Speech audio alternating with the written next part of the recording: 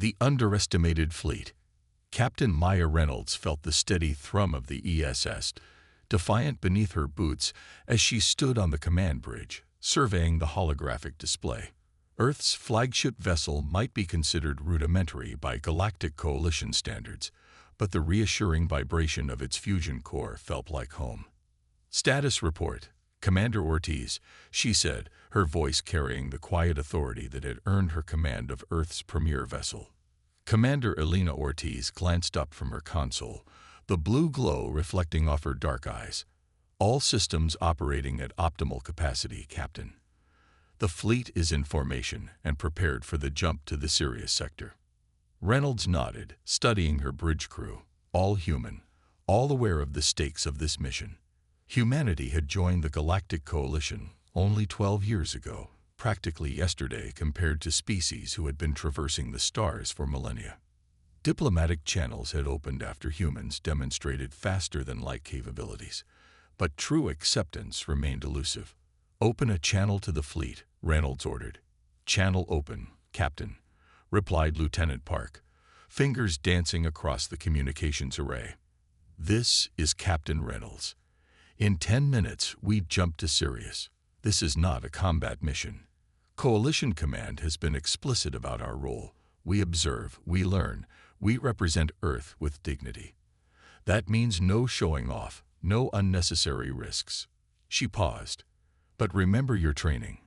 Sirius Outpost reported unusual activity before communications went dark. "Stay alert." Reynolds out. As Park closed the channel, she turned to Reynolds. "Captain, incoming transmission from the Coalition liaison vessel." The main view screen flickered to reveal the elongated face of Ambassador Xilar, whose species had been among the founding members of the Coalition. His azure skin shimmered as he tilted his triangular head, 6 eyes blinking in that unsettling pattern that always made Reynolds feel like she was being assessed rather than addressed. "Captain Reynolds," Xilar said, his translator giving his voice an artificial smoothness. "I must once again emphasize the importance of your fleet maintaining the observation position assigned to you. This operation against possible Draconid incursions is a standard Coalition security procedure, not an invitation for Earth to demonstrate its enthusiasm." Reynolds kept her expression neutral. "My orders are clear, Ambassador. We'll maintain our assigned position." "Good. Your vessels are not equipped with Coalition standard shields or weapons systems. Your participation would be problematic." The unspoken message was clear: stay out of the way. Since joining the Coalition, Earth had insisted on maintaining its own ship designs and military structure rather than fully integrating with Coalition technology. This choice was met with amusement at best, condescension at worst. "We understand our limitations, Ambassador," Reynolds replied, the words leaving a bitter taste. "Excellent. The Sirius security operation will provide valuable insights for your people on how advanced civilizations conduct space warfare. Consider it an educational opportunity." With that, Xilar's image disappeared from the screen. Commander Ortiz approached Reynolds. "Educational opportunity," she muttered. "They'd been educating us for 12 years while refusing access to their weapons technology." "Patience, Commander," Reynolds said, though she shared the frustration. "We play their game. For now." The jump to Sirius was smooth, the Defiant's human-designed FTL drive performing flawlessly. As they emerged, the system sprawled before them. The brilliant blue-white stars surrounded by 9 planets and a Coalition outpost on the third world. But the tactical display immediately showed something was wrong. "Captain," Lieutenant Commander Rahimi called from Tactical, "I'm reading multiple ships in orbit around Sirius II. Energy signatures don't match Coalition vessels." "Coalition fleet is already engaged," Park added. "They're broadcasting a general distress call." The main screen showed the unfolding battle. Sleek Coalition vessels with their distinctive green energy shields were exchanging fire with angular, obsidian ships that seemed to absorb light rather than reflect it. The Draconid attack force was massive, at least 3 times the size of the Coalition defense fleet. "That's not a raiding party," Ortiz said grimly. "That's an invasion force."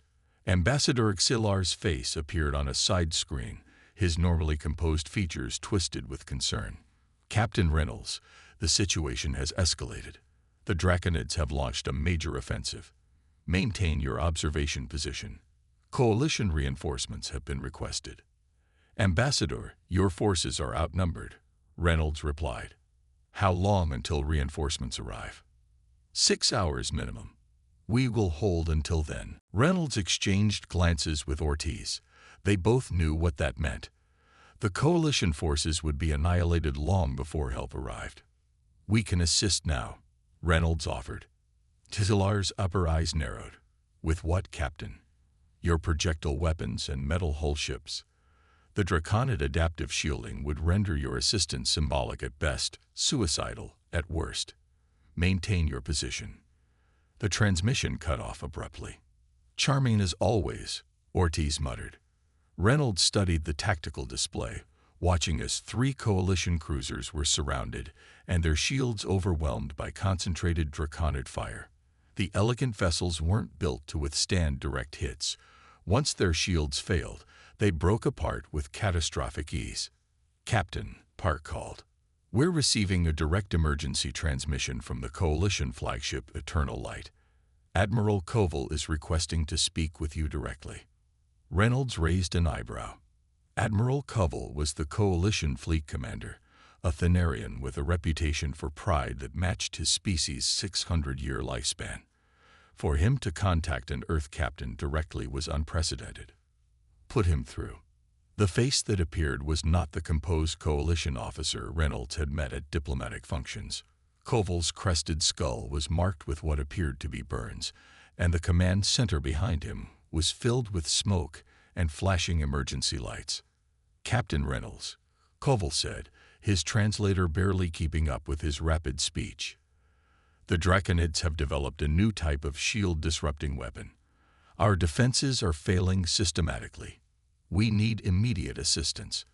Ambassador Axilar advised against our involvement. Reynolds replied carefully. A bitter laugh escaped Koval. "Axilar is dead, Captain. His vessel was destroyed 10 minutes ago. I am authorizing, no, requesting, Earth's intervention. Whatever you can do." Reynolds nodded once. "We're on our way, Admiral. Hold as long as you can." As the transmission ended, Reynolds turned to her crew. "Battle stations. Alert the fleet. Combat formation Alpha. Weapons free, but hold fire until my command." The bridge erupted into activity as the red alert klaxon sounded. Reynolds opened a channel to the fleet. "All ships, this is Captain Reynolds. The Coalition fleet faces annihilation. We are moving to assist." She paused. "This is what we've trained for. This is why Earth maintained its military independence. Today, we prove our worth to the Coalition, not with speeches, but with action. Follow the Defiant in." Reynolds out. Earth's fleet of 15 vessels moved in perfect formation toward the battle zone. Compared to the sleek Coalition ships, they looked bulky, utilitarian, relics of a more primitive understanding of space travel. Several Coalition captains sent confused transmissions as they approached, questioning their presence. As they closed to firing range, Reynolds surveyed the tactical situation. The Draconids were systematically targeting Coalition vessels with their shield-disrupting weapons, then finishing them with conventional energy weapons. The Coalition ships, designed around their shield technology, were falling rapidly. "The Eternal Light is taking heavy fire," Rahimi reported. "Their shields are at 14% and failing." Reynolds made her decision. "All ships, this is Captain Reynolds. Target the Draconid vessels engaging the Coalition flagship. Fire at will." The first shot. The bridge of the ESS Defiant fell silent as Captain Reynolds gave the order to fire. For 12 years, humanity had been the technological underdog of the Galactic Coalition, tolerated but never truly respected. Now, in this moment of crisis, Earth would finally reveal what it had kept hidden. "Weapons officer, deploy magnetic rail cannons and tungsten slugs," Reynolds commanded, her voice steady despite the gravity of the moment. Lieutenant Hiroshi Tanaka's fingers danced across his console. Rail cannons charged and locked on targets. Captain. Fire. The Defiant shuddered as its main weapons discharged. Massive tungsten rods accelerated to a fraction of light speed, crossing the void in seconds. On the view screen, Reynolds watched as the projectiles struck the first Draconid vessel attacking the Coalition flagship. What happened next stunned even the human crew. The Draconid adaptive shields, so effective against the Coalition's energy weapons, offered almost no resistance to the kinetic projectiles. The tungsten rods tore through the alien vessel's hull, exiting the other side in an explosive decompression that left the ship listing and venting atmosphere. Direct hit, Tanaka reported, unable to keep the surprise from his voice. Target's propulsion system critically damaged. The Draconid vessel is withdrawing from combat, Rahimi added, equally astonished. Commander Ortiz stared at the tactical readout. Their shields, they're calibrated for energy dispersion, not kinetic impacts. Across the fleet, Earth's ships unleashed similar attacks. What the Coalition had dismissed as primitive projectile weapons were cutting through the Draconid fleet with devastating effectiveness.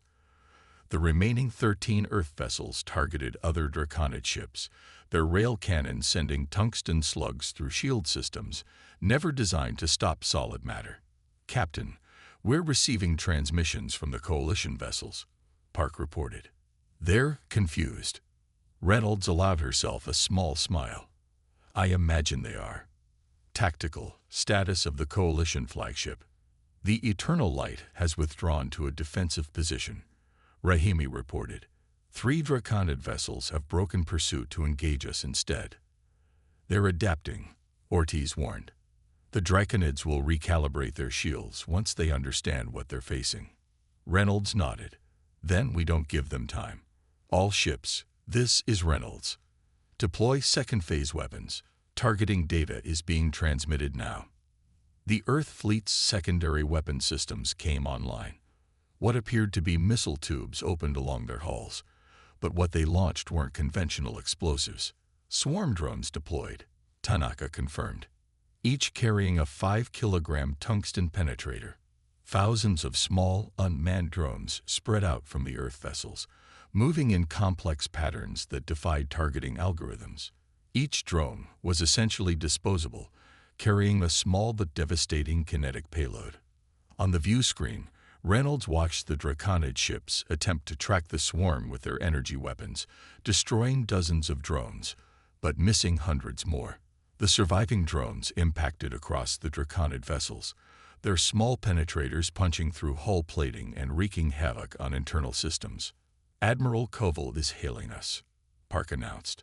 The Thanarian admiral's face appeared on screen, his expression a mix of confusion and grudging respect. Captain Reynolds, your weapons, they're effective against the Draconid shields in a way ours are not. How is this possible? Sometimes the old ways work best. Admiral, Reynolds replied. While the Coalition focused on energy weapons and shields, Earth continued perfecting kinetic weapons. There's a reason we kept our military technology independent. An explosion flashed behind Koval as his ship took another hit. The Draconids are targeting your vessels now. Be warned, their adaptive technology will eventually compensate. Eventually isn't now, Reynolds said. Commander Ortiz, signal the fleet to execute Maneuver Theta. The Earth vessels broke formation, accelerating in seemingly random directions. To the Coalition officers watching, it might have appeared that the human ships were retreating in panic. The reality was far different.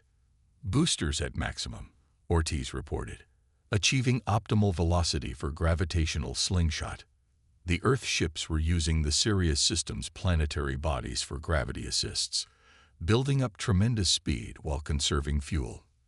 The maneuver required precise calculations and skilled piloting, but humans had been practicing similar tactics since their first unmanned probes explored their home solar system. The Draconids are attempting to predict our trajectory, Rahimi said. They've divided their forces to intercept. Reynolds nodded, just as we wanted. All ships, Execute terminal phase of maneuver theta on my mark. Mark. The Earth vessels simultaneously fired retrothrusters, altering their courses in ways that defied the Draconid targeting algorithms. Using their accumulated momentum, they slingshotted back toward the battle, approaching from multiple vectors at speeds that made them difficult to track. Proximity warheads armed, Tanaka reported. Ready to deploy on your command. Deploy. Each Earth ship released a cloud of what appeared to be metallic chaff, thousands of small objects spreading outward. As they passed near Draconid vessels, the objects detonated, not with explosive force but with precisely calculated electromagnetic pulses. On the tactical display, Reynolds watched as Draconid ships began losing power, their systems temporarily overloaded by the EMP bursts. "It's working," Ortiz exclaimed. "Their shields are fluctuating." "Now we finish this," Reynolds said, opening a channel to the fleet. "All vessels, target disabled Draconid ships. Fire main rail cannons." The Earth fleet's coordinated barrage struck the vulnerable Draconid vessels. Without their shields at full strength, the alien ships suffered catastrophic damage.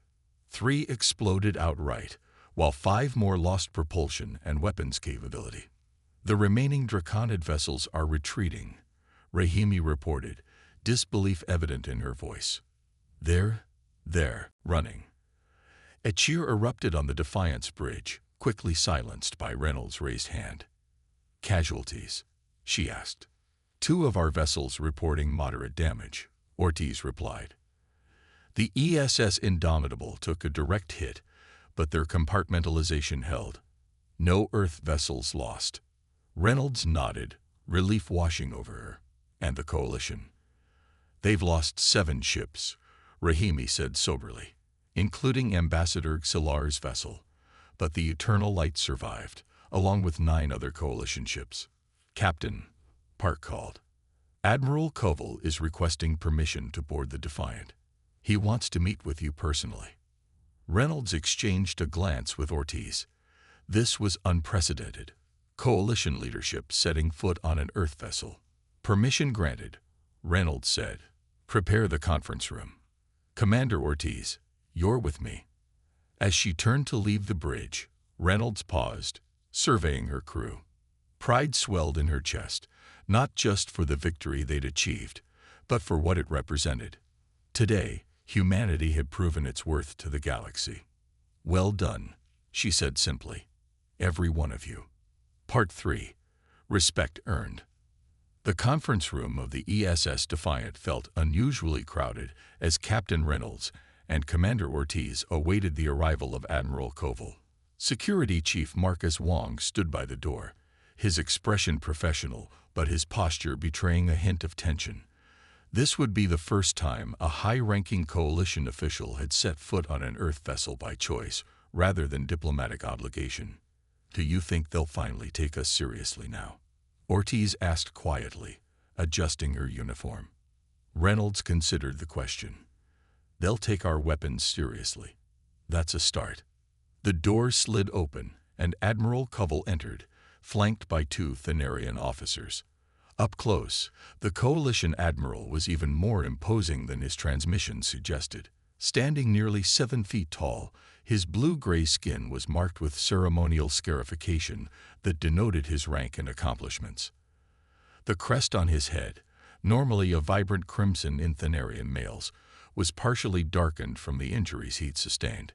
"Captain Reynolds," Koval said, inclining his head in a gesture of respect that surprised her. "Commander Ortiz, I must express my gratitude for your intervention. Without Earth's assistance, the Coalition fleet would have been destroyed." Reynolds gestured to the conference table. "Please, Admiral, be seated. Can we offer you refreshment?" "Perhaps later." Koval took a seat, his movements careful and deliberate. "First, I must satisfy my curiosity. Your weapons technology.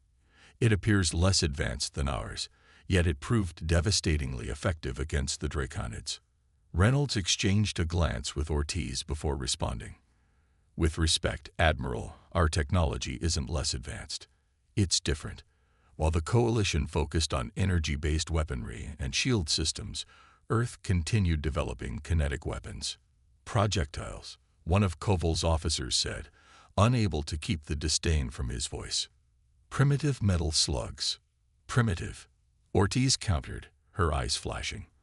Our primitive tungsten rods accelerated to 0.3 C can deliver more energy than your most advanced plasma cannons. And they pass through adaptive shields calibrated for energy dispersion. Koval silenced his officer with a gesture. Commander Ortiz is correct. We have become complacent. When the Coalition encountered the Draconids 50 years ago, our energy weapons were sufficient. As they adapted, we simply increased power output rather than exploring alternative approaches. That's the difference, Reynolds said. Humans have always been adaptable. When we first ventured into space, we were centuries behind most Coalition species technologically. We knew we couldn't compete directly, so we developed asymmetric capabilities. Ingenuity born of necessity, Koval mused. A valuable trait. The Admiral's second officer, a female Thanarian with more subdued markings, spoke up. Your maneuvering tactics were equally effective. The Draconid targeting systems are designed to predict linear engagement patterns. Your gravity-assisted approach vectors confuse their algorithms. Old techniques, Reynolds explained. We've been using planetary gravity for spacecraft acceleration since our earliest days of space exploration. Sometimes ancient wisdom remains relevant. Koval leaned forward, his six-fingered hands clasped before him. Captain, I must be direct. The Coalition Council has consistently voted against sharing advanced military technology with Earth, believing your species too unpredictable. I was among those who supported that position. Reynolds kept her expression neutral, though she felt Ortiz stiffen beside her. Today has changed my perspective, Koval continued. The Draconids represent the greatest threat the Coalition has faced in centuries. They adapt to our weapons, our tactics, our very thinking. Perhaps what we need is an ally who approaches warfare differently. What are you proposing, Admiral? Reynolds asked cautiously. A true military alliance, not Earth serving as observers or auxiliary forces, but full integration of our fleets. Sharing of technologies, all technologies. Reynolds couldn't hide her surprise. The Council would never agree to that. Koval's mouth formed what might have been a smile on a human face. The Council will receive my report on this battle. I will make it clear that without Earth's intervention, 16 Coalition vessels and over 12,000 lives would have been lost. Politics bends to survival, Captain. A calm chime interrupted the conversation. Captain, Lieutenant Park's voice came through. Priority communication from Earth Command. General Winters requests immediate contact. Excuse me, Admiral, Reynolds said, rising. Commander Ortiz will continue our discussion. In her private office adjacent to the conference room, Reynolds activated the secure channel. General Harriet Winters, Earth Fleet Commander, appeared on screen, her weathered face bearing its usual stern expression. Captain, Winters said without preamble. Initial reports from the Sirius engagement are filtering in. Did we really save the Coalition's flagship? Yes, General. Admiral Koval is currently aboard the Defiant. Winters' eyebrows rose. Koval himself. Interesting. What's his stance? He's proposing a true military alliance, full technology sharing. The General was silent for a moment, digesting this information. After 12 years of being treated like children playing with toys, they finally noticed us. The timing is convenient. Reynolds understood the implication. You believe they're only interested because they need us. Power recognizes power, Captain. They ignored our capabilities until they became useful. Winters sighed. That said, this is the opportunity we've been waiting for. The Coalition possesses technologies that could advance Earth by centuries. Medical, propulsion, energy production. Not just weapons, Reynolds agreed. Exactly. Listen carefully, Maya. I'm authorizing you to negotiate preliminary terms with Koval. The Coalition needs to understand this is a partnership of equals, not a patron-client relationship. We bring value to the table. They just saw it firsthand. Understood, General. One more thing. Winters leaned closer to the screen, her voice dropping. Our intelligence suggests the Draconid attack on Sirius wasn't isolated. We're detecting similar fleet movements in 3 other sectors. This was coordinated. Reynolds felt a chill. You think it's the beginning of a larger offensive? I think the galaxy just got a lot more dangerous, and we've been thrust onto the front lines. Winter's expression hardened. Make the alliance happen, Captain. Earth's security may depend on it. Winter's out. Reynolds returned to the conference room with new purpose. The conversation had continued in her absence, with Ortiz explaining Earth's compartmentalized hull design philosophy to the interested Thanarians. Means that even with significant damage, our vessels remain operational, Ortiz was saying. Admiral Koval, Reynolds said as she retook her seat. I've been authorized to discuss preliminary terms for a military alliance between Earth and the Coalition. Koval's head crest brightened slightly, a sign of pleased surprise in Thanarians. That is, most efficient, Captain. I had expected weeks of diplomatic posturing. We don't have weeks, Reynolds replied bluntly. The Draconid attack on Sirius was part of a coordinated offensive.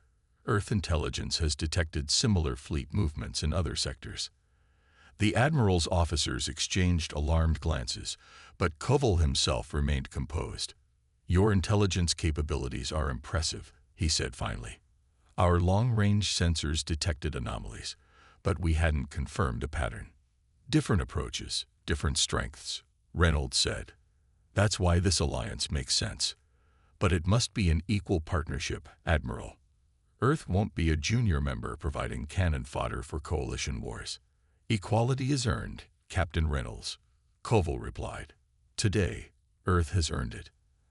As the discussion continued into technical details, Reynolds felt a weight lifting from her shoulders. The path ahead would not be easy. Integrating human and coalition forces would present countless challenges. But for the first time, humanity would approach the stars as equals, not supplicants. Earth had finally found its place in the galaxy, not by mimicking others, but by embracing what made humans unique: adaptability, ingenuity, and the determination to forge their own path among the stars. Technological exchange. 2 weeks after the Battle of Sirius, the ESS Defiant hovered in high orbit above Earth, its silhouette now altered by the addition of coalition sensor arrays and communication equipment. Inside the vessel's largest cargo bay, now converted into a joint technological workshop, Captain Reynolds observed the controlled chaos of human and alien engineers working side by side. It's like watching different species of ants building the same hill, Commander Ortiz remarked, joining Reynolds on the observation platform. Completely different methods, same objective. Below them, a team of human engineers was disassembling a coalition shield generator under the nervous supervision of a Medusan technician, whose tentacled appendages occasionally reached out to prevent what he perceived as errors. Meanwhile, a group of coalition scientists clustered around a disassembled rail cannon, their expressions varying from curiosity to reluctant admiration. How's the integration coming along? Reynolds asked. Ortiz handed over a datapad. Better than expected in some areas, worse in others. The good news: coalition shield technology is compatible with our power systems. Lieutenant Commander Rahimi believes we can have a prototype hybrid shield operating within 3 days. And the bad news: their neural interface systems are incompatible with human physiology. Something about our brainwave patterns being too chaotic for their targeting systems. Ortiz shrugged. We'll stick with our own targeting computers for now. Reynolds nodded, watching as a human engineer accidentally triggered a small power surge in the shield generator, causing the Medusan technician to ripple with colors that probably represented the alien equivalent of exasperation. What about the Draconids? She asked. Any new intelligence? That's actually why I came looking for you, Ortiz replied, lowering her voice. Admiral Koval's flagship has arrived in the system. He's requesting permission to come aboard with his senior intelligence officer. They say they have new information about the Draconid offensive. Permission granted. Have them meet us in the secure briefing room. An hour later, Reynolds and her senior officers gathered with Admiral Koval and Specialist Nerev, a Solarian whose crystalline exoskeleton glinted under the briefing room lights.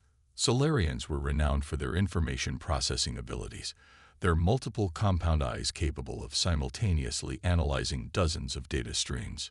Captain Reynolds, Koval began, his formal tone conveying the seriousness of the situation. What I am about to share has not been disclosed to the full Coalition Council. Only those directly involved in military planning have been briefed. Reynolds gestured for him to continue. Specialist Nerev stepped forward, manipulating a holographic console. A three-dimensional map of the galaxy materialized above the conference table, with certain sectors highlighted in red. These are confirmed Draconid attacks within the past 20 standard days, Nerev explained, his voice producing harmonics that made the translator struggle. 17 separate engagements, all following the same pattern as Sirius. They're probing our defenses, Lieutenant Commander Rahimi observed, testing responses and adaptability. Precisely, Koval agreed. But what concerns us most is this. He gestured, and Nerev adjusted the display to show a region of space beyond Coalition territory. A massive concentration of energy signatures pulsed ominously. Our long-range sensors detected this 3 days ago, Koval continued. Specialist Nerev, your assessment. A gathering fleet, the Solarian stated. Based on energy output analysis, we estimate between 200 and 300 Draconid vessels. This is not a raid or a probing action. This is an invasion force. A tense silence fell over the room. Projected target? Reynolds asked quietly. Nerev manipulated the display again, and a trajectory line extended from the Draconid fleet. It passed through several minor systems before terminating at a familiar blue-green orb. Earth. Commander Ortiz exclaimed. Why would they target Earth specifically? We've barely had any contact with the Draconids. Koval's expression was grim. We believe it is precisely because of your effectiveness at Sirius. The Draconids operate with a hive-mind intelligence structure. They analyze threats and eliminate the most significant ones first. Your kinetic weapons represent a vulnerability they did not anticipate. How long do we have? Reynolds asked. At their current velocity, 7 Earth days, Nerev replied. However, if they accelerate to maximum known Draconid capabilities, potentially as few as 4. Reynolds exchanged glances with her officers. The Earth Defense Fleet consisted of only 27 vessels. Even with Coalition reinforcements, they would be vastly outnumbered.